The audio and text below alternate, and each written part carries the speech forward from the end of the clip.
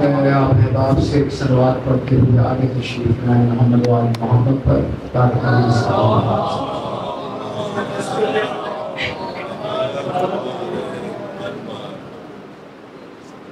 یہ صبح و شام کا شمسی نظام ہے جب تک، یہ صبح و شام کا شمسی نظام ہے جب تک، ذکر امام حسین علیہ السلام ہے تب تک، جلوس و مجلس و ماتم نہ ہوں گے ختم کبھی، علی کے لال کا ایک بھی غلام ہے جب تک۔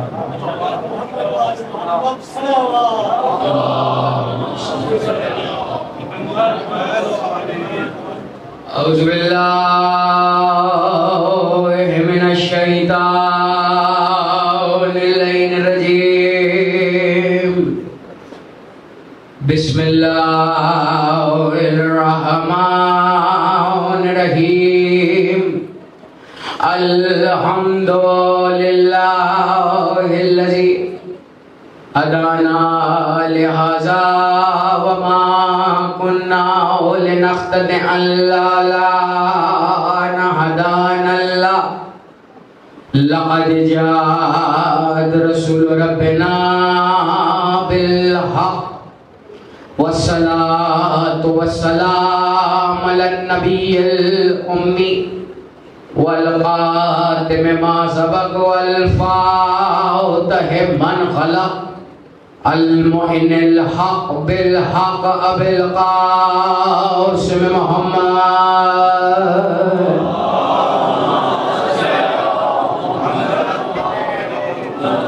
وأهل بيت الطيبين الطاهرين المعصومين المظلومين، لعنة الله على قوم الظالمين بمنكر فضائل وغاصب حقوق الأجمعين، من يوم عداوتهم إلى يوم الدين، أما بعد فقد أشهد أن لا إله إلا الله وحده لا شريك له، وأشهد أن محمدًا عبده ورسوله، أرسله بالحق بشيرًا ونذيرًا، وأشهد أن أمير المؤمنين إمام المتقين عليًا ولي الله وصي رسول الله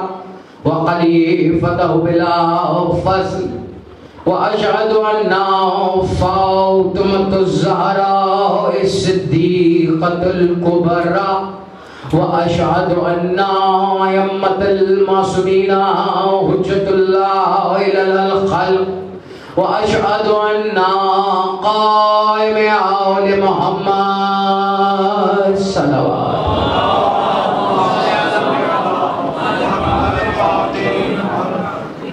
بسم اللہ الرحمن الرحیم، والشمس والضحاها والقمر إذا يغشاها، صلوات بلندواز سے پڑھیں محمد والی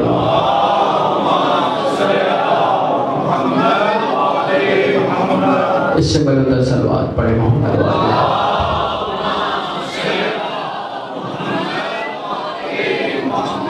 توجہ بات شروع کی جائے۔ حاضرین گرام قدر، عزاداران مظلوم کربلا، سلسلے گفتگو کا تیسرا مرحلہ ہے، اور معاملہ یہ ہے کہ تیسری نشست ہے۔ عموماً جو کام خطبہ، ذاکرین یا علماء پہلے دن کرتے ہیں وہ میں آج تیسرے دن کرنے لگا ہوں۔ میں 4 مصرے پڑھوں گا، آیت تو میں نے جو پڑھی ہے وہ پڑھی ہے، لیکن میں نے اس کے بعد یہ فیصلہ کرنا ہے کہ اس آیت کے ذیل میں گفتگو کی جائے یا آیت تبدیل کر لی جائے۔ اتنا حق مجھے حاصل ہے کیونکہ میں صاحب منبر ہوں۔ 4 مصرے ہیں، یہ آپ کا بھی ٹیسٹ ہے، میرا بھی ٹیسٹ ہے۔ اب تک تو میں نے نہیں لیا ہے، لیکن آج تیسرے دن تو میں لے سکتا ہوں۔ ہلال نقوی صاحب کہتے ہیں کہ کہاں پہ لفظ کیے ہیں رفو سمجھتا ہے. توجہ ہے نہیں؟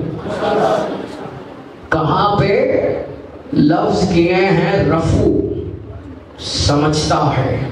میرا امام میری گفتگو سمجھتا ہے. میرا امام میری گفتگو سمجھتا ہے. نہ ایسے شخص سے ہرگز علی کی بات کرو جو ابتدائی فضائل غلو سمجھتا ہے.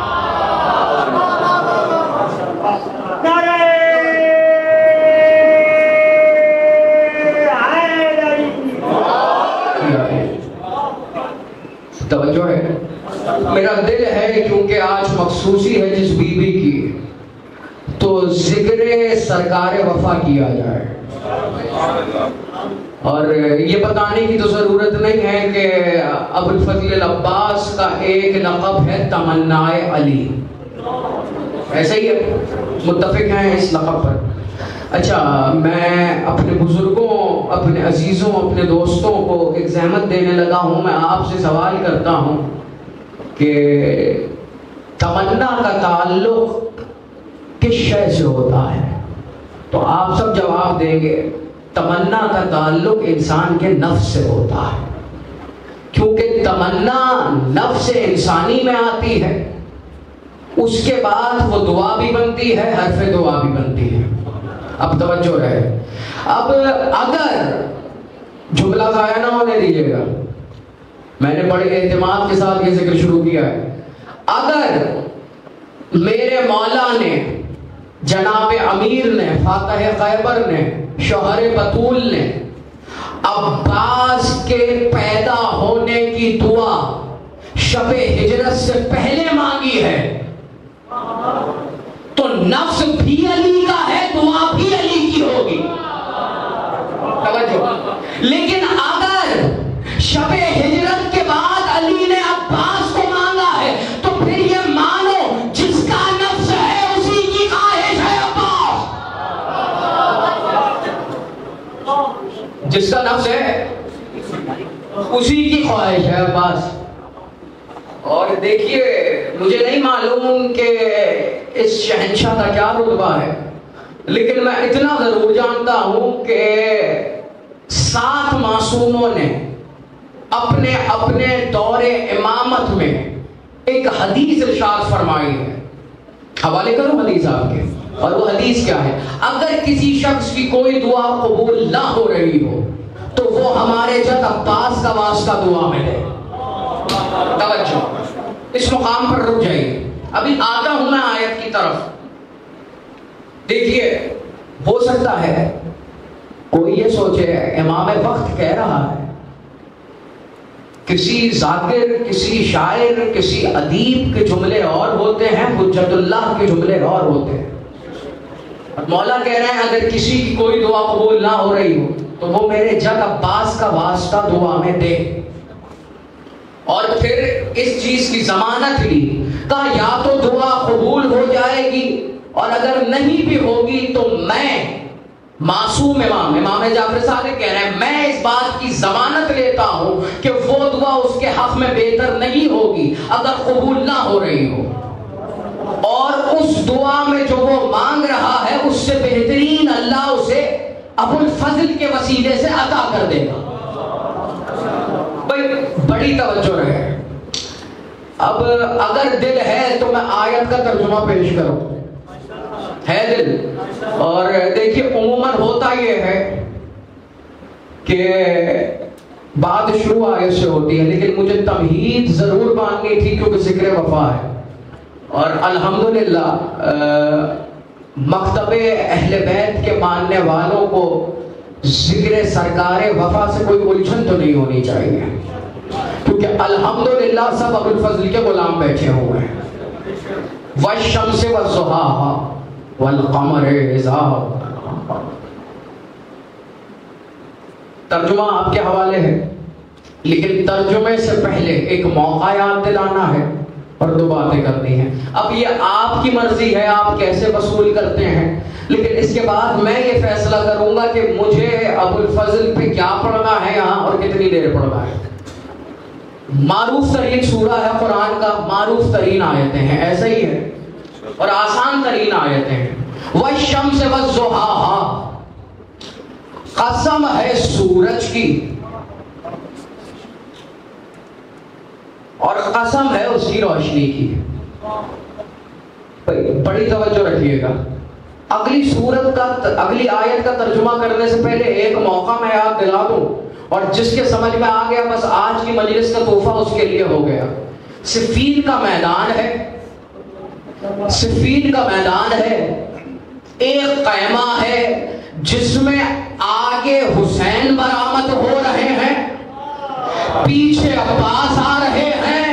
کل ایمان یہ منظر دیکھ کے کہہ رہا ہے والشمس والضحاها والقمر اذا تلاها۔ سامنے مالک اشتر کھڑے ہوئے ہیں، کہا مولا آپ یہ آیات اس موقع پہ کیوں پڑھ رہے ہیں؟ مولا نے مسکرا کر کہا میں نے شمس و قمر کو ایک ساتھ دیکھ لیا۔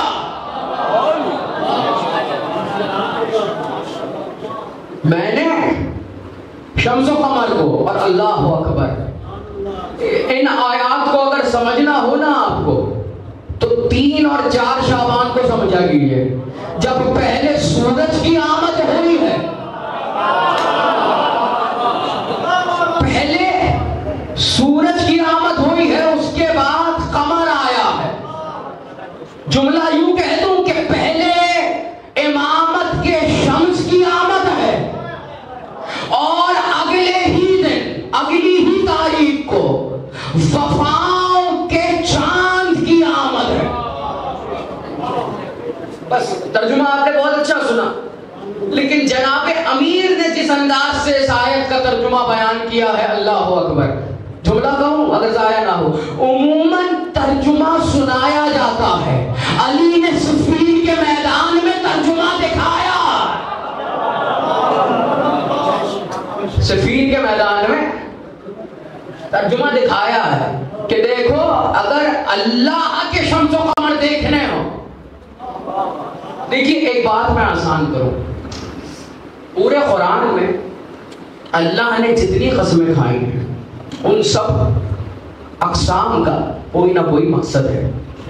اچھا اب اس بات پہ تو کوئی اعتراض نہیں کرے گا کہ جتنا بڑا آل محمد کا خالق ہے، جتنا بڑا پروردگار ہے، وہ کسی عام شے کی قسم تو نہیں کھا سکتا۔ یہ خام خیالی ہے کہ اس نے دنیاوی سورج اور چاند کی قسم کھائی ہے۔ علی نے بتایا ہے کہ اے مالک اشتر، اللہ جس سورج اور چاند کی بات کر رہا ہے وہ یہ دونوں ہیں۔ بڑی توجہ رہے، اب چونکہ صفین کا تذکرہ آ چکا ہے تو یہ بھی خیانت ہوگی کہ میں جملہ بغیر کہے آگے بڑھ جاؤں۔ یہ صفین کا میدان ہے، اور دیکھیے سرکار وفا حضرت ابو الفضل عباس علیہ السلام، بلندر صلوات پڑھے محمد والے محمد کی ذات اقدس وہ ذات ہے کہ جو نہ امام ہے نہ نبی ہے، لیکن توجہ رکھے گا جملہ نہ ضائع ہو، لیکن اللہ جانے اس ہستی کا رتبہ کیا ہے کہ چوتھے امام کے سامنے ایک بندہ 34 مرتبہ عباس کا نام لے رہا ہے اور میرا مولا 34 مرتبہ اپنی نشست سے کھڑا ہو رہا ہے۔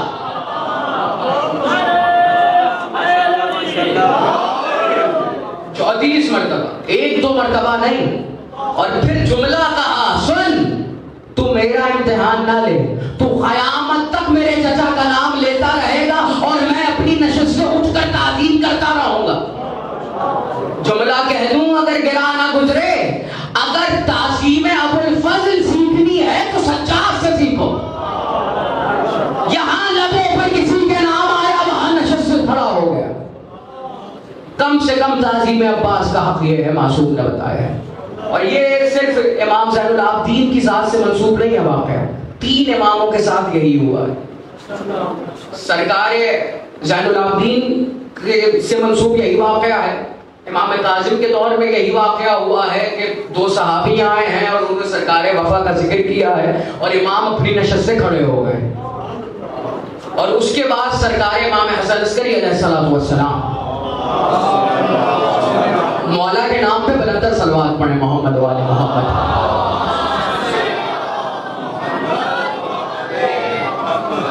مولا کے سامنے نام لیا گیا ہے اور مولا نے اپنی نشست چھوڑی ہے.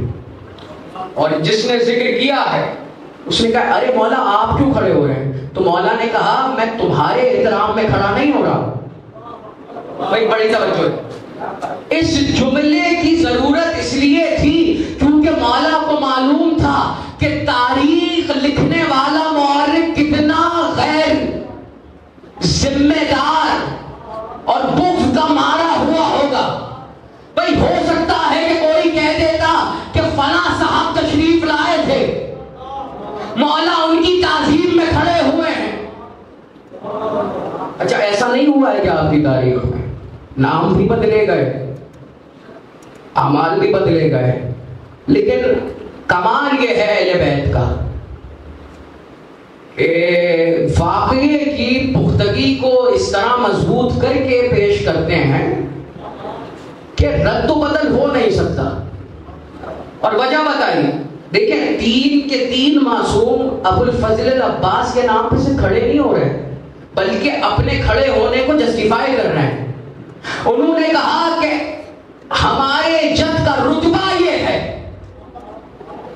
توجہ ہے نا بھائی سب کی؟ پہلے تو یہ سمجھ لیجئے کہ اس جد کا کیلیبر کیا ہے. کیا لقب ہے سرکار وفا کا؟ ابو الفضل.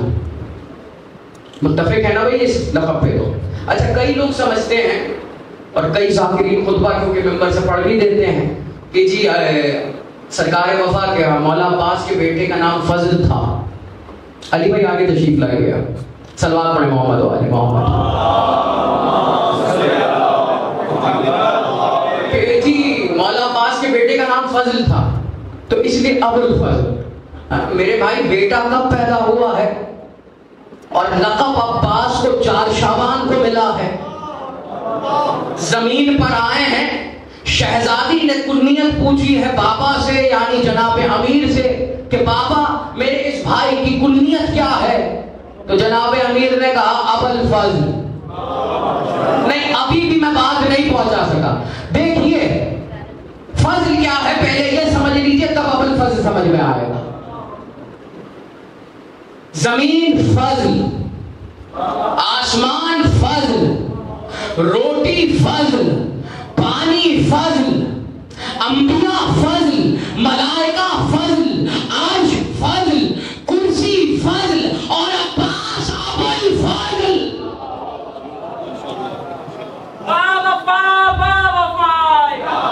میں لکھے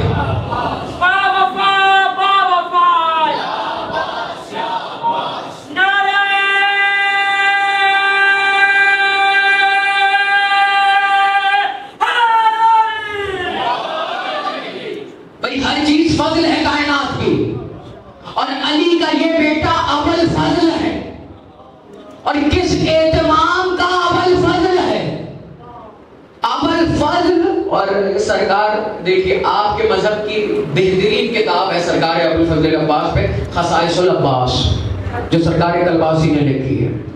اور خدا کی قسم اب اردو کا بھی ترجمہ موجود ہے.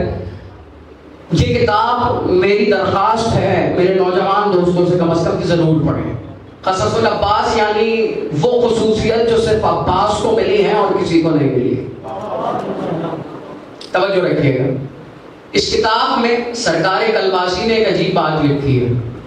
انہوں نے کہا کہ یوں تو آل محمد میں کئی حضرات کا, کئی شخصیات کا لقب باب الحوائج ہے, لیکن جو مقام و مرتبہ عباس کا ہے وہ اور کسی کو حاصل نہیں ہے.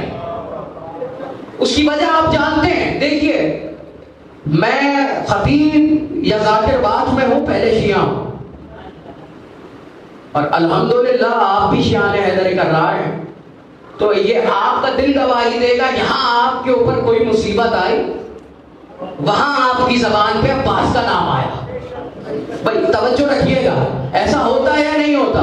مصیبتیں آتی رہتی ہیں, لیکن آپ علم کے پاس جاتے ہیں, جاتے علم کے پاس ہیں, لیکن مسئلہ علم والا حل کر دیتا. ایسا ہوتا ہے یا نہیں ہوتا ہے؟ تو یہ عباس کے نام کی کرامت ہے. تو یہ کیلبر ہے اس ہستی کا کہ کائنات کی ہر شے, چاہے جبرائیل ہو یا میکائیل, فضل تو ہو سکتے ہیں, ابل فضل نہیں ہو سکتے.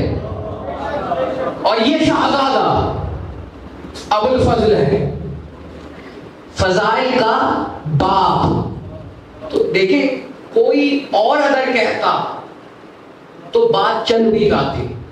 کہہ وہ رہا ہے جس کے آگے ہر فضیلت ہاتھ باندھ کے کھڑی ہوئی ہے, جس کا نام علی ہے. علی سے زیادہ کس کے فضائل ہیں؟ قیامت آ جائے گی فضائل حیدر نہیں ختم ہوں گے. اور دیکھیے کوئی خطیب کوئی ذاکر کتنے فضائل پڑھ لے گا مولا علی کے.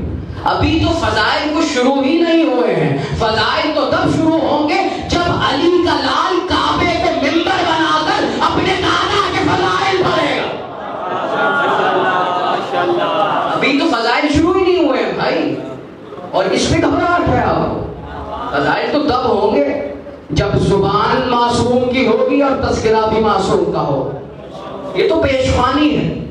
دیکھیں ہم سب کا علم محدود ہے, علی لامحدود ہے.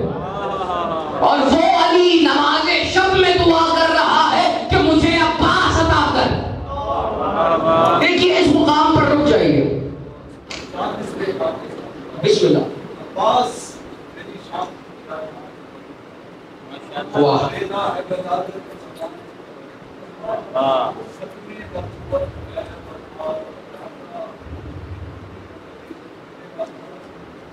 واہ ماشاءاللہ.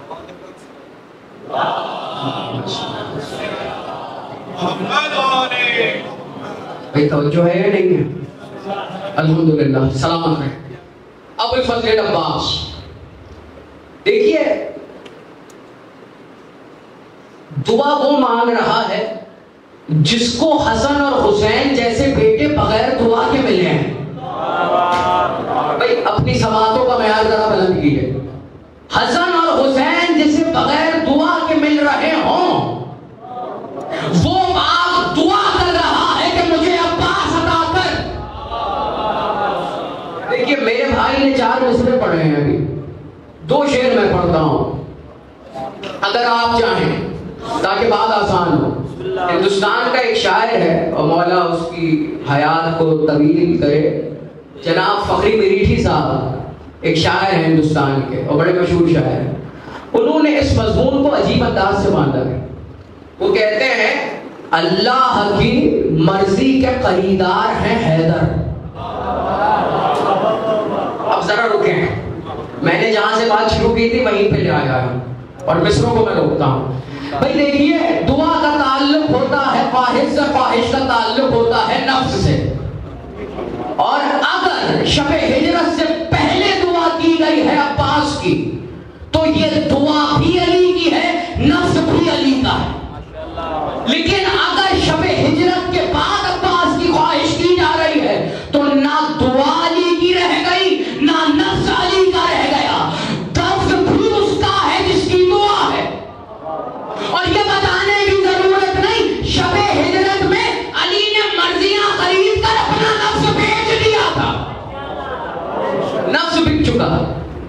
شاعر کہہ رہا ہے اللہ کی مرضی کے خریدار ہیں حیدر.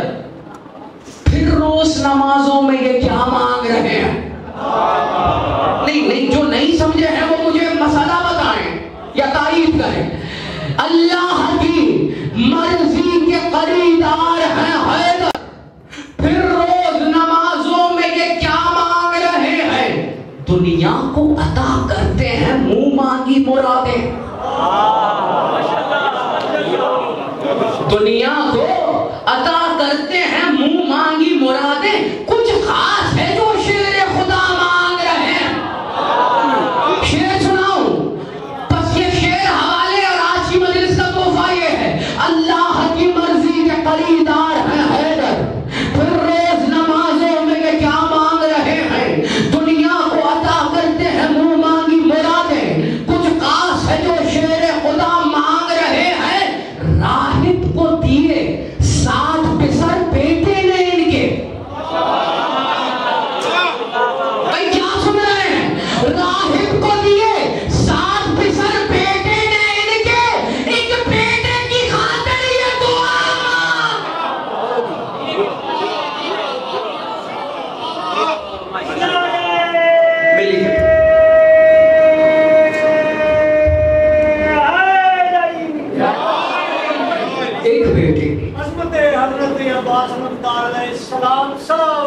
اللہ صلی اللہ محمد تو بھئی یہ کیلیبر ہے ابو الفضل عباس کا.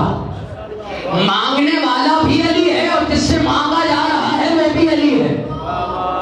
اب ایک جملہ کہہ دوں کیونکہ میں جملہ کہہ چکا ہوں کہ جس کا نفس عباس اس کی خواہش. یا تو یہ مانیے کہ علی ہوتا وہی ہے جو عباس کی خواہش کرے، یا یہ مانیے عباس سے جتنی محبت اس علی کو ہے اتنی محبت اس علی کو. دونوں علی کو، چاہے وہ خالق ہو یا مخلوق، یکساں محبت ہے ابو الفضل عباس سے. دیکھیے، اور یہی مسئلہ ہے، میں اکثر نشستوں میں ایک بات عرض کرتے رہتا ہوں اور آج ممبر سے عرض کر رہا ہوں. ہمارے ہاں کئی سوالات اٹھتے ہیں کئی ہستیوں پر، جس میں سے ایک ابو الفضل عباس بھی ہے. اور دیکھیں 3 ہستیوں پر اہل بیت کی ایسی ہیں. ایک ہستی جس کا تعلق ہے اہل بیت سے، اور 2 اہل بیت میں سے ہیں جن پہ بڑے سوال اٹھے، اور اس کی وجہ ہے ایک سرکار وفا کی ذات، ایک حضرت مختار، تیسری ذات ہے سرکار زید شہید کی. اور جائیے پوری ذمہ داری سے ایک بات عرض کر رہا ہوں، ان پہ سوال ہی اسی لیے اٹھے ہیں کیونکہ انہوں نے تلوار کے ساتھ آل محمد کا دفاع کیا اور کوئی غلطی نہیں ہے. اسی لیے مسئلے بنے، اسی لیے بنی امیہ کے دور میں جھوٹے اور لالچی مولویوں نے، تاریخ دانوں نے کتاب میں جھوٹ لکھا، لیکن انہیں یہ نہیں معلوم تھا کہ عباس کسی عام شخصیت کا نام نہیں ہے. دیکھیں بڑی ذمہ داری سے ایک بات میں عرض کرتا ہوں، ہمارے اکثر لوگ سمجھتے ہیں کہ محبت میں جناب فاطمہ نے، صلوات پڑھیں محمد والے محمد، بھائی لطف آ رہا ہے یا نہیں آ رہا ہے؟ سلامت رہیں. محبت میں شہزادی کونین نے اپنا بیٹا کہا ہے؟ جی نہیں. کتاب کا حوالہ میں دے دوں، جائیے جا کے بہار الانوار دیکھیے، 7ویں امام کے حالات جس جلد میں موجود ہیں اس میں لکھا ہے. تو پوچھا گیا لوگوں سے کہ کیا محبت کی وجہ سے شہزادی نے ابو الفضل کو اپنا بیٹا کہا ہے؟ سرخی جلالت آ گئی چہرے امام پر، اور مولا نے کہا سنو، اگر فدق ہمیں یا اولاد فاطمہ کو واپس مل جاتا تو جتنا حصہ حسن اور حسین کا ہوتا، جتنا حصہ حسن اور حسین کا ہوتا اتنا ہی حصہ ابو الفضل کا ہوتا، اتنا ہی حصہ ابو الفضل کا ہوتا. ذرا سوچا تو کیجئے باتوں کو. حسنین جب جنت سے آئے ہوئے کرتے پہنتے ہیں تو آپ نعرے بھی لگاتے ہیں، داد بھی دیتے ہیں، خوش بھی ہوتے ہیں، لیکن کیا کہنے اس کے مقدر کے جس نے فاطمہ کے ہاتھ کے سیے ہوئے کرتے پہنے. فاطمہ کے ہاتھ کے سیے ہوئے کرتے سے بدل فرمایا ہے ابو الفضل نے. تو اللہ اکبر، کیا شخصیت ہے اہل بیت کی اور کیا مقام ہے. اور دیکھیے معاملہ سن لیجیے. ہوا یہ کہ آئے ہیں عباس ابن عبد المطلب، پوری ذمہ داری سے واقعہ عرض کر رہا ہوں اور مجھے یقین ہے کہ اتنے مجمع میں کسی نہ کسی نے یہ واقعہ پہلے سنا ہوگا. آئے ہیں عباس ابن عبد المطلب جناب امیر کے پاس اور کہنے لگے کہ تم نے رسول کا سارا ورثہ اپنے پاس رکھ لیا، رسول کی نشانیاں اپنے پاس رکھ لی، وارث تو میں بھی ہوں. ٹھیک ہے، کوئی مسئلہ نہیں ہے. چچا آپ ایک کام کیجئے گا کہ آج ظہر کی نماز کے بعد مسجد میں تشریف لے آئیے گا. بھئی توجہ ہے یا نہیں ہے؟ آئے عباس ابن مطلب، آئے عبد المطلب.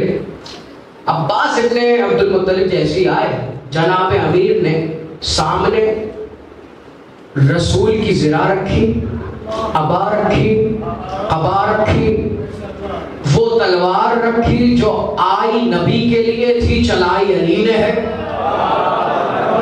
ذوالفقار آئی تو نبی کے لیے ہے، بالکل ویسے ہی آئی ہے جیسے جبریل آیتیں لے کے آتا تھا، ویسے ہی ذوالفقار لے کر آیا۔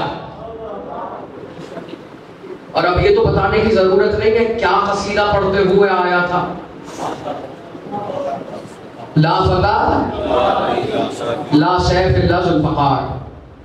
حالانکہ ترتیب یہ تھی لا سیف الا ذوالفقار لا فتح الا علی، لیکن محتشم کاشی نے، ایران کے ایک شاعر نے اس ترتیب کو بدلا اور اس جملے کو بحر رمل کا مصرع بنا دیا۔ توجہ ہے نا بھئی، دیکھیے آئی اس طرح تھا، یہ جملہ اس طرح جبریل لے کے آئے کہ لا سیف الا ذوالفقار لا فتح الا علی، نہیں ہے کوئی تلوار ذوالفقار کے علاوہ اور نہیں ہے کوئی مرد علی کے علاوہ۔ یہ قصیدہ پڑھتے ہوئے بھئی جملہ کہہ دوں، علامہ رشید ترابی علیہ رحمہ کہا کرتے تھے کہ اگر سمجھنا ہو کہ یہ جو جملہ ہے کس کا ہے تو کلمے کی طرف نظر کر لیا کر، جو لہجہ کلمے میں استعمال ہوا ہے لا الہ الا اللہ، لا الہ الا اللہ، وہی زبان اس جملے میں استعمال ہوئی ہے، یعنی جہاں سے کلمہ آیا ہے وہیں سے یہ جملہ آیا، لا فتح الا علی لا سیف الا ذوالفقار۔ تو محتشم کاشی نے، محتشم کاشانی نے، آج کاشان میں روزہ موجود ہے جناب کا، انہوں نے ترتیب بدلی، جیسے ہی ترتیب بدلی پہلے رکھا لا فتح الا علی لا سیف الا ذوالفقار، تو اب یہ مصرع بن گیا بحر رمل کا۔ جو شاعری سے شغف رکھتے ہیں وہ اس بحر کو جانتے ہیں، اور جو نہ بھی جانتے ہو نیٹ کا دور ہے، بحر رمل لکھ کر سرچ کیجئے گا تختی آ جائے گی سامنے۔ اب پہلا مصرع تو انہوں نے لکھ لیا، دوسرا مصرع کیسے لکھے؟ کیونکہ پہلا مصرع بھی ان کا نہیں ہے، صرف ترتیب بدلی ہے۔ گھبرائے سوئے، بس جہاں سے پہلا مصرع آیا تھا قاف میں وہیں سے دوسرا مصرع آیا، لا فتح الا علی لا سیف الا ذوالفقار۔ قاف میں آ کر کسی ہستی نے کہا لکھ مصرع، شاہ مردہ شیر یزداں قوت پروردگار، لا فتح الا علی لا سیف الا ذوالفقار۔ تو وہ ذوالفقار رکھی، وہ سواری جسے عاشور کے بعد ذوالجناح کہا جانے لگا، اس سے پہلے مرتجس نام ہے۔ رسول کی سواری کا وہ گھوڑا موجود ہے، تو بس مولا علی نے کہا چچا سامان آپ کے سامنے ہے، جو چاہے اٹھا کر لے جائیں۔ اب توجہ ہے، اور اس واقعے کے وقت حسنین کریمین کی عمریں، امام حسن کی عمر ہے 5 برس، شہنشاہ کربلا کی عمر ہے 4 برس، ٹھیک ہے جی۔ اب آگے بڑھے، عباس ابن عبد المطلب سب سے پہلے رسول کی زرہ پہنی، اب پہن تو لی، بیٹھ بھی گئے، اٹھنا چاہتے ہیں جگہ سے اٹھ نہیں پا رہے، زرہ اتنی وزنی ہو گئی، بڑی مشکل سے زرہ اتاری گئی اور کھڑے ہوئے۔ پھر قبا پہنی، جیسے قبا پہنی تو اتنی ڈھیلی تھی کہ لوگوں کو لگا پتہ نہیں قبا کس کی ہے اور یہ بندہ کون ہے، تو یہاں بھی ناکام ہو گئے۔ اب ذوالفقار کی طرف بڑھے، بھئی بڑی توجہ رہے، جیسے ذوالفقار کی طرف ہاتھ بڑھایا، بڑی کوشش کی کہ ذوالفقار اپنی جگہ سے اٹھ جائے، لیکن نہیں اٹھ سکی۔ کیسے اٹھتی؟ ذوالفقار کو اٹھانے کے لیے کم سے کم ید اللہ ہونا ضروری ہے، ہاتھ بھی وہی چاہیے ہے جس کا اسلحہ ہے، اور یہ بتانے کی ضرورت نہیں کہ اللہ کا لائسنس زدہ اسلحہ صرف ذوالفقار ہے۔ اب زیادہ وضاحت کا وقت نہیں، نہ موقع ہے، تو بہرحال ذوالفقار بھی نہیں اٹھائی گئی۔ اب کیا کرتے؟ تھک ہار کے ذوالجناح کی طرف چلے۔ اب میری طرف دیکھیے، واقعہ شیعہ سنی دونوں کتابوں میں موجود ہے۔ قریب پہنچے، اب ذوالجناح کسی طرح انہیں سوار نہ ہونے دے، آخر میں تھک ہار کے پیچھے ہٹ گئے۔ اسی دوران مسجد میں 2 شہزادے داخل ہوئے، بھائی توجہ ہے یا نہیں؟ حسن اور حسین، مولا حسن داخل ہوئے اور مولا حسین داخل ہوئے. جیسے ہی داخل ہوئے مولا علی نے کہا حسن نانا کی زرہ پہنو. پہلے بتا چکا 5 برس کا سن ہے شہزادے کا. اب حسن نے جیسے ہی نانا کی زرہ پہنی، دیکھنے والوں نے کہا بالکل ایسا لگ رہا ہے یہ زرہ حسن کی ہے. اس کے بعد کہا قبا پہنا حسین نانا کی. 4 برس کا سن ہے حسین کا. وہ قبا جو ابھی عباس ابن عبد المطلب کو پوری نہیں آ رہی تھی، حسین نے جیسے ہی پہنی لگا حسین ہی کی ہے. کمر میں ذوالفقار لگائی اور اب حسین زلجنا کی طرف چلے. زلجنا نے حسین کو آتے ہوئے دیکھا، زمین پر بیٹھ گیا، حسین کو سوار کرایا. اس وقت جناب امیر نے ایک جملہ کہا، معصوم کا لباس صرف معصوم پہن سکتا ہے.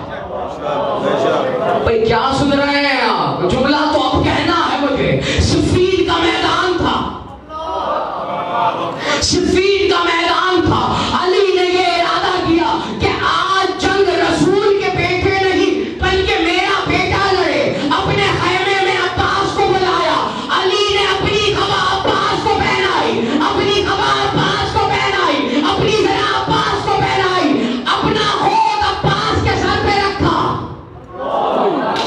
بھئی جملہ لے لیجئے، علی نے فتویٰ بہت پہلے دیا تھا کہ معصوم کا لباس صرف معصوم پہن سکتا ہے. صفین میں اس فتوے کی دلیل عباس کی صورت میں دی جب علی نے اپنی شبیہ عباس کو بنایا. معصوم کا لباس غیر معصوم نہیں پہن سکتا. تو اس بحث میں نہ پڑا کرو کہ عباس کیا ہے. میری اور آپ کی یہ حیثیت نہیں کہ عباس کا مقام طے کریں، نعوذ باللہ. اور یہی وجہ ہے جو اہل علم ہے، اور میں تو مناج الحسین پہ بیٹھا ہوا یہ جملہ پڑھ رہا ہوں، یہاں تو کتابوں کی کمی نہیں ہے. جائیے اور سرکار وفا کی زیارت پڑھیے. لعنت ہے اس شخص پر جو آپ کے حق سے جاہل ہے. یہ جملے صرف 2 حضرات کی زیارت میں ہیں، ایک سرکار مسلم ابن عقیل اور ایک سرکار ابوالفضل عباس. تو عباس کے مقام کو پہچاننے کی ضرورت ہے. یہ نہ سوچا کیجئے کہ ہماری عقلیں حیران ہیں. دیکھیے ہم عاجز ہیں، عقلیں عاجز ہیں، اور یہ آل محمد ہیں. ان کے فضائل پر سوائے حیرانگی اور پریشانی کے کم سے کم بشریت تو کچھ نہیں کر سکتی. تو مقام عباس یہ ہے کہ صفین میں علی نے اپنا لباس عباس کو پہنایا ہے.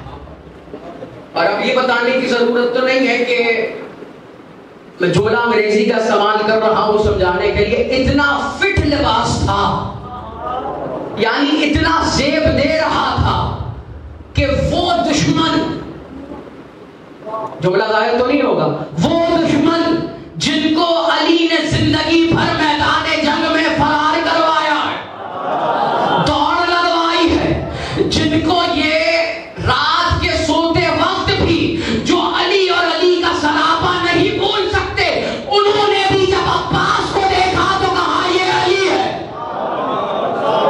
یہ علی ہے. اور یہ بتانے کی تو ضرورت نہیں ہے کہ عباس نے صفین میں کیا کیا تھا. دیکھیے کسی کو کسی کی شبیہ کہنا بڑا آسان ہوتا ہے، لیکن منوانا بڑا مشکل ہوتا ہے. اب کسی کی کوئی شباہت ہوتا ہے ہمارے یہاں کہ جی یہ فلاں صاحب ہیں، یہ اپنے چچا سے ملتے ہیں، یہ اپنے والد سے ملتے ہیں، یہ اپنے والد کی شبیہ ہیں، یہ اپنے چچا کی شبیہ ہیں، تایا کی شبیہ ہیں. کیوں؟ چہرہ ملتا ہے. بھئی بڑی توجہ رکھیے گا. عباس جب خیمے سے باہر نکلے ہیں، چہرے پہ نقاب ہے. مالک اشتر علی کا بازو ہے، اور سرکار مالک اشتر کا مقام یہ ہے، جو جانتے ہیں وہ تو جانتے ہی ہیں، جو نہیں جانتے وہ آپ جان لیں.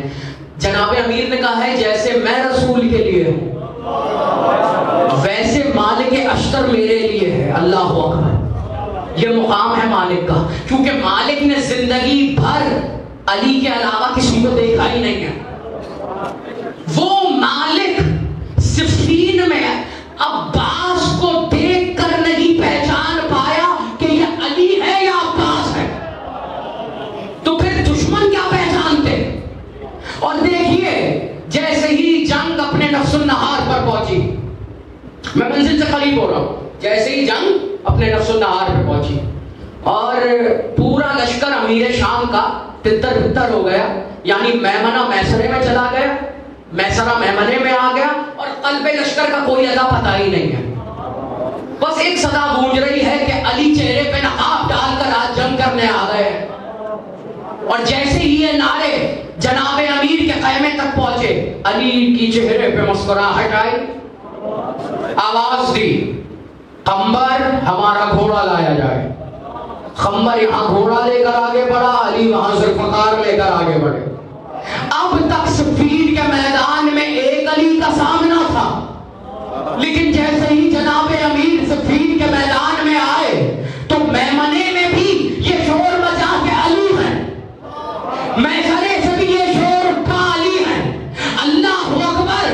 عباس کی نزاکت کے، عباس کی شجاعت کے، عباس کی بلاغت کے صدقے جاؤ، عباس اسے کہتے ہیں جو دشمنوں سے بھی علی علی کروا دے۔ صفین کے میدان میں علی علی ہو رہا تھا، یہاں بھی علی وہاں بھی علی۔ اب میدان کے درمیان میں آ کر علی نے عباس کے چہرے سے نقاب الٹی، ہاذا قمر بنی ہاشم، یہ بنی ہاشم کا چاند ہے۔ اب ذرا رکیے، ایک جملہ مجھے کہنا ہے اور پھر میں منزل مسائل پہ آؤں۔ دیکھیں اہل بیت میں ہر شخصیت شمس مثال ہے، بالکل اسی طرح جس طرح کہا جاتا ہے کہ ہمارے ہاں تو یہ 2 شعبان کو اصطلاح بڑی استعمال ہوتی ہے، مجھے یہاں کا نہیں پتا، طلوع شمس امامت، امام حسین کے لیے استعمال ہوتا ہے، امامت کے شمس کا طلوع ہونا، یعنی اور یہ رسول اللہ کی حدیث ہے کہ میں سورج ہوں اور میرے بعد میرے جتنے وارث ہیں وہ سب سورج ہیں۔ دیکھیے ایک بات بتاؤں میں، جاہلوں میں عالم کوئی آ جائے تو اس کا تو فخر بنتا ہے، لیکن جہاں کے سب لوگ ہی سورج مثال ہوں، ان کے درمیان چاند بن کر معراج پر پہنچ جانا یہ کمال ہے۔ تو کہا یہ قمر بنی ہاشم کا چاند ہے، اور اگر وقت ہوتا تو میں بتاتا، یہ ایک الگ موضوع ہے کہ اجداد پیغمبر میں کس کس کے القابات کے ساتھ لفظ قمر آیا ہے۔ سرکار ہاشم کو بھی قمر کہا گیا ہے، سرکار ابو طالب کو بھی قمر کہا گیا ہے، سرکار عبد المطلب کو بھی قمر کہا گیا ہے، سرکار قصی کو بھی قمر کہا گیا ہے، سرکار عبد مناف کو بھی قمر کہا گیا، لیکن علی نے صرف قمر نہیں کہا یہ بنی ہاشم کا قمر ہے۔ سب حسن ایک طرف، عباس کے چہرے کا حسن ایک طرف، یہ مقام مرتبہ ہے عباس کا۔ اور دیکھیں آج مجلس ہے جس شخصیت کی اور جس بیوی کی، ہر دعا ہر وسیلہ رد ہو سکتا ہے، لیکن عباس کی بارگاہ میں سکینہ کا وسیلہ رد نہیں ہو سکتا۔ بس آپ نے ہائے کہہ دی ہے، تیرا سفر ہے آج، اجرکم من اللہ۔ سرکار آیت اللہ شرازی صاحب جب بھی مسائل بیان کرتے، ان کے شاگرد ان سے فرمائش کرتے کہ شہزادی سکینہ کی شہادت پڑھیں، تو وہ ایک جملہ کہا کرتے کہ میں کربلا کے 72 شہداء کی شہادت تو پڑھ سکتا ہوں، لیکن اس بیوی کی شہادت نہیں پڑھ سکتا جس کو 72 بار شہید کیا گیا۔ اجرکم من اللہ۔ آج رونے کا دن ہے، بس تصور کر کے رو، اور دیکھو میں ہاتھ جوڑ رہا ہوں میرے بزرگوں، میرے بھائیوں، میرے دوستوں، کم از کم آج کے دن بلند آواز سے رویا کرو۔ اس کی وجہ جانتے ہو؟ جس بیوی کی شہادت آج منا رہے ہو نا، جس بیوی کو پھرسا دے رہے ہو، وہ بیوی جب بھی بلند آواز سے روتی، کبھی شبر کا تازیانہ، کبھی خولی کا تماچا، सन्नाउल इब्ने अनस की छुड़कियां। लेकिन तुम जब बुलंद आवाज से आज रोगे तो तुम्हें ये खौफ नहीं है कि तुम्हें कोई तमाचा मारेगा, लेकिन हाय गुर्बत सकीना। अजरुकुम अल्लाह, मौला आपका गिरिया कबूल फरमाए। मस्तूरात में इस बीबी का ताबूत बरामद होना है। देखो, मैं बहुत कम मसाइब पढ़ता हूँ, लेकिन आज रोज़े शहादत है तो मिंबर का हक ये है, वो मसाइब तो नहीं पढ़े जा सकते जो किताबों में लिखे हैं, क्योंकि मिंबर की कसम अगर असल रवायतें जो कि तू खतीब ज़ाकिर आलिम बयान कर दें, या तो आप उन्हें मार देंगे या खुद मर जाएंगे, क्योंकि कोई ऐसी मुसीबत नहीं है जो इस बीवी पे ना छूटी हो। जुमला सुनो क्या ज़रा, मौला इन बुजुर्गों को सलामत रखे, आबाद रहें। ये बुजुर्ग इस मजलिस की रौनक इसलिए है क्योंकि ये नस्ल जवान कर रहे हैं, ये अपने साथ अपने बच्चों को लेके आते हैं। असल विरसा आज़ादारी है। मालो दौलत दुनिया में आता जाता रहता है, लेकिन जिसके पास विलायत अली की दौलत नहीं, उससे ज्यादा गरीब कोई नहीं है। तो ये विरसा, ये फर्शे अज़ा विरसे में लेके जाएंगे। सकीना, खुदा की कसम मख्तलिफ रवायतों से भरा पड़ा है, लेकिन इस बीवी का नाम भी पूरा मख्तल है। अज़ादारों, पढ़ा लिखा मजमा है मेरे सामने। गूगल पे जाकर एक चीज सर्च करना कि जानवरों में सबसे ज्यादा मजबूत हड्डी किस जानवर की होती है, तो तुम्हें मालूम होगा कि ऊंट की हड्डी सबसे ज्यादा मजबूत होती है। यही वजह है कि मोटी से मोटी लकड़ी का महमल ऊंट पर रख दिया जाए, कुछ दिन बाद वो लकड़ी घिस जाती है। यहां तक के 20 या 25 दिन बाद, पूरा महीना भी नहीं होता, महमिल तब्दील किया जाता है। मेरा सलाम है उस बीबी पे जिसको 12 मुहर्रम को एक ऊंट की पुष्ट से बांधा गया और यकुम सफर तक वो बीबी।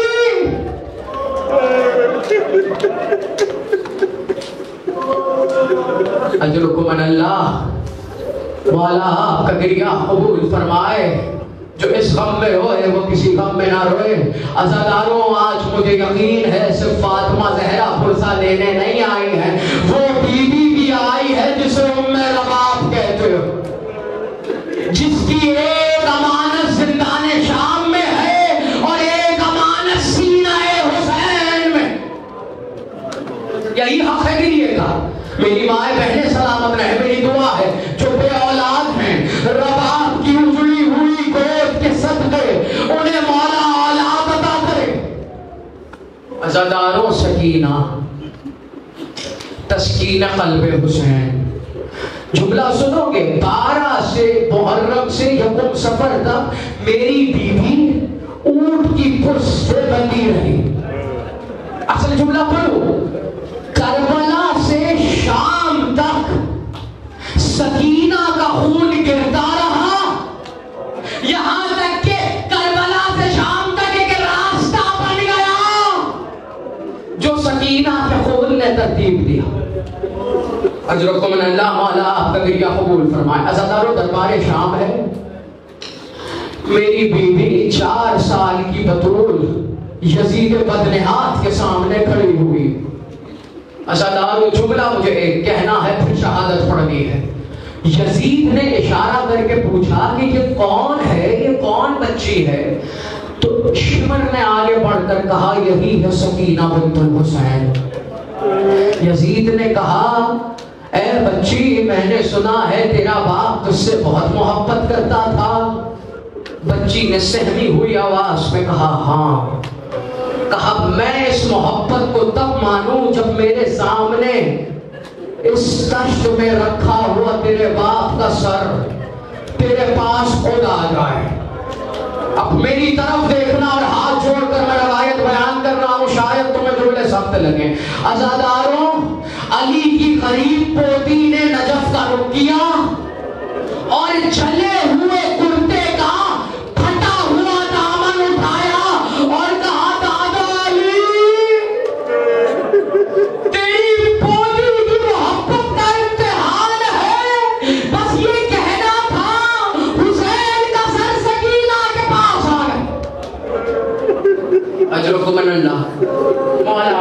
لیے آپ قبول فرمائیں۔ عزیزانو 3 دن حسین کی یہ 4 سالہ بیٹی ایسے زندان میں قید تھی نہ جہاں پر کوئی ہوا کا گزر تھا، نہ جہاں پر دن میں یہ معلوم ہوتا کہ دن ہے، کیونکہ اندھیرا ہی رہتا۔ اب میں تم سے پوچھنا چاہتا ہوں، الحمدللہ اولاد والے ہو، 4 سال کے بچے کو ایک اندھیرے کمرے میں بند کر دو، اس کی کیا کیفیت ہوگی، اس کی کیا حالت ہوگی؟ عزاداروں، سکینہ گھبرا کر جب دوڑتی تھی اس قید خانے میں، کبھی کسی دیوار سے ٹکرا کے گرتی، کبھی کسی دیوار سے ٹکرا کے گرتی، یہاں تک کہ جب سکینہ کو اس قید خانے میں لایا گیا جہاں علی کی بیٹیاں موجود تھی، تو زینب نے آگے بڑھ کر پوچھا، سکینہ رخسار پہ تو تماچے کے نشان تھے لیکن یہ پیشانی پہ خون کیسا؟ جزاک اللہ، بڑی نورانی مجلس ہو رہی ہے۔ ابو الفضل تمہیں کسی اپنے غم میں نہ رونے دے، میرا مولا عباس تم میں سے کسی کو کسی کا محتاج نہ کرے۔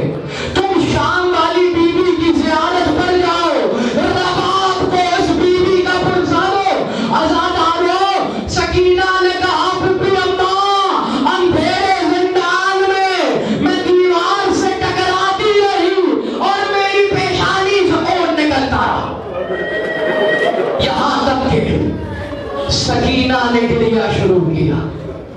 عزاداروں، سکینہ نے گریہ شروع کیا۔ یزید بدنہاد سو رہا تھا۔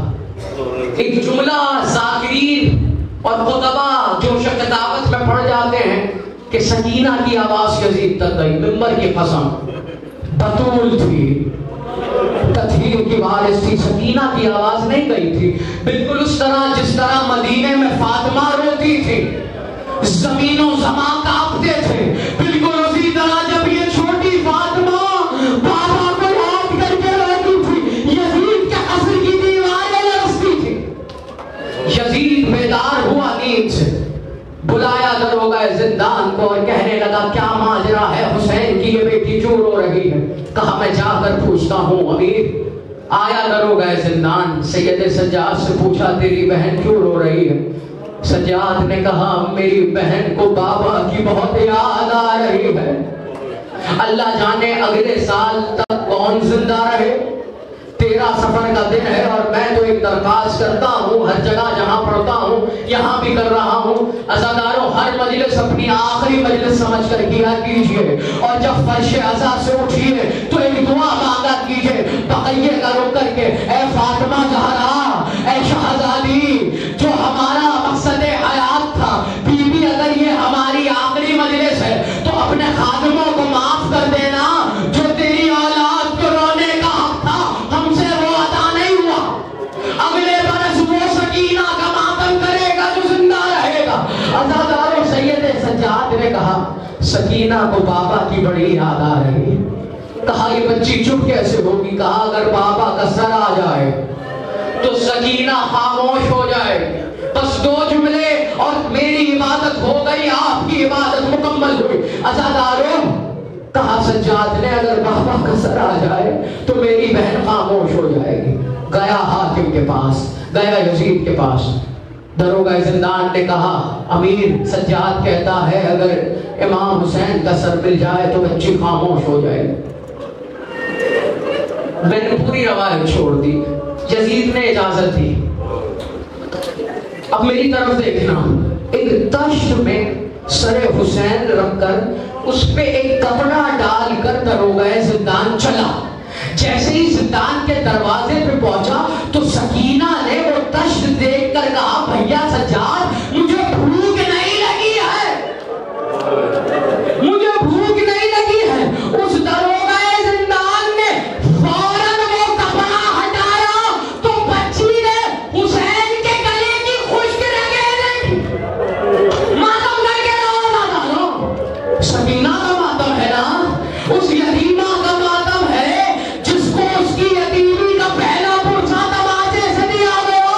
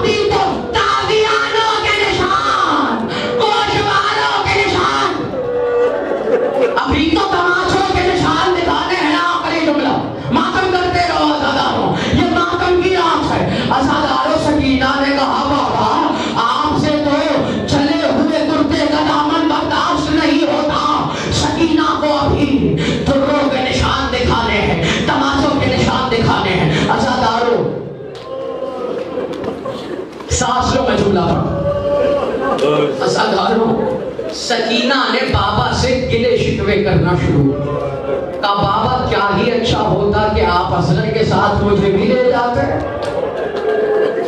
بابا کیا ہی اچھا ہوتا جو آپ اپنے سینے پہ مجھے روز سلانے آتے۔ بس بچی بیان کر رہی ہے اپنی خواہشات۔ عزاداروں تھوڑی دیر بعد وہ بچی خاموش ہو گئی۔ خشک ہونٹوں پہ حسین کے بچی نے اپنے خشک ہونٹ رکھے اور بچی کو نیند آ گئی۔ اب میری طرف دیکھنا، سید سجاد کی کمر میں لنگر، پاؤں میں بیڑیاں، ہاتھوں میں ہتھکڑیاں۔ اب یہ مجھ سے بہتر آپ جانتے ہیں جس کی کمر میں لوہا ہو، لنگر ہو، اس کو چھکنے میں کتنی دشواری ہوتی ہے، لیکن میرا غریب امام ایک ایک بی بی کے آگے جھک کر ہاتھ جوڑ کر کہہ رہا تھا عاشور کے بعد میری بہن کو آج نیند آئی، اسی لیے بیویوں کوئی آواز نہ کرنا، کوئی شور نہ مچانا۔ ہر بی بی خاموش۔ کچھ دیر بعد دروغہ زندان آیا اور کہا حسین کا سر لیا۔ بس آخری جملہ عزاداروں سجاد نے کہا سکینہ، کوئی جواب نہیں آیا۔